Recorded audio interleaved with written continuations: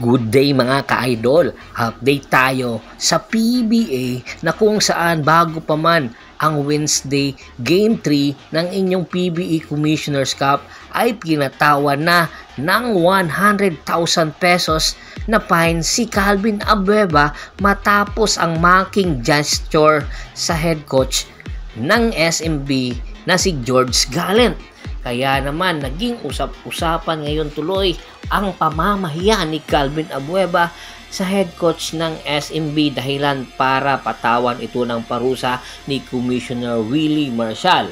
At the same time, hindi lang ito ang naging insidente sa Game 2 ng kanilang matchup ng Magnolia at ng SMB sa finals dahil nagkainitan din si Calvin Abueva at ang asawa ni Muala Tautua dahilan para magwala si Calvin Abueva sa dugout ng mga bawat kampo. Kaya inaasahan na binigyan na si Calvin Abueva ng warning at si Muala Tautua sa kanilang susunod action ay posibleng patawan na sila ng parusa or suspension para hindi na maulit ang nasabing insidente sa nakaraang Game 2 noong linggo. Kaya naman inaasahan ngayong Wednesday sa laban ng San Miguel at Magnolia Pambansang Manok Templados ay babawi ang Magnolia at ipapakita na karapat-dapat sila sa finals.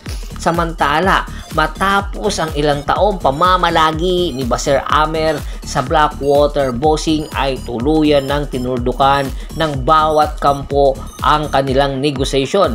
Mayroon daw negotiation na nangyayari para extend ang kontrata ni Baser Amer pero hindi nagkasundo ang dalawang panig dahilan para magpakawala na ang Blackwater Boxing at tumipat na ng ibang team si Baser Amer. At ayon nga sa ating insider ay nag-iinsayo na nga ngayon si Baser Amer sa NLEX Road Warriors sa dati nitong coach na si Frankie Lim noong nasa San Beda pa ito. At the same time, magsasamang muli si Baser Amer at Robert Bolick Jr. sa San Beda rather sa NLEX Road Warriors para palakasin ang lineup ng NLEX dahil na rin sa kakulangan ng guard ngayon ng NLEX Road Warriors. Sa experience na meron si Baser Amer ay malaki ang may tutulong neto sa NLEX Road Warriors.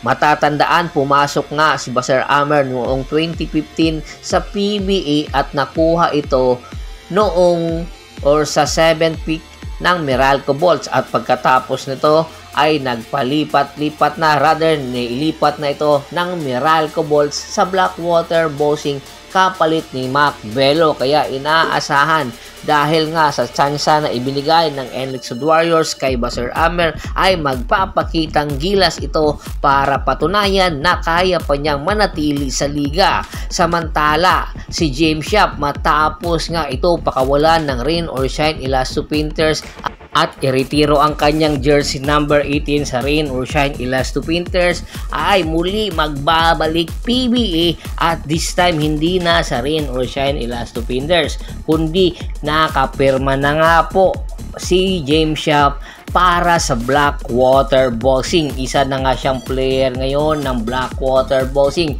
Ito yung pangatlong team ni James Yap nang simula pumasok ito sa PBA. At take note ha, hindi sinabi kung magkano or ilang taon ang kanyang kontratang pinirmahan.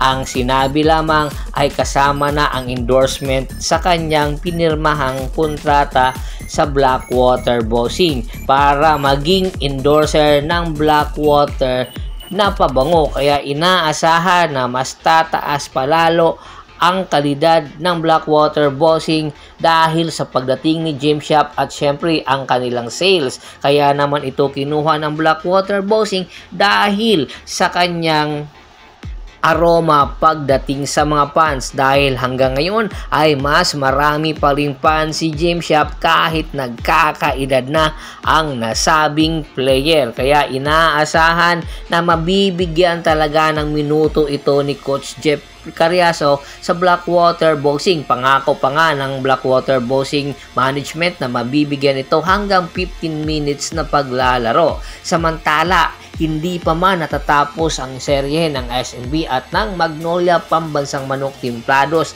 Ayon nga mismo kay Idol Snow Badwa sa kanyang live sa Facebook at YouTube channel neto, ayon sa kanya ay pagkatapos ng serye ng SNB at Magnolia Pambansang Manok Timplados ay pakakawala na nga ng SNB si Muala Tautua at maghahanap na ng panibagong player na posibleng ipalit dito. At isa nga sa destinasyon ni Muala Tautua ay ang Terra Firma Jeep na kung saan karamihan ngayon sa kanilang players ay mga bata at meron nga target na players na gusto kunin ang SMB sa nasabing kupunan at kapalit nga si Muala Tautua. Hinihintay pa at pinapainalize pa kung sinong player ang gustong kunin ng SMB para makatulong sa kanilang lineup. Ang mahalaga at mas importante ang makukuha daw ng Terra Firma Jeep ay si Muala Tautua. Kung sakaling ang matuloy ang nasabing negotiation ay malaki ang maitutulong ni Muala Tautua sa Terra Firma Jeep para lumakas ang kanilang lineup.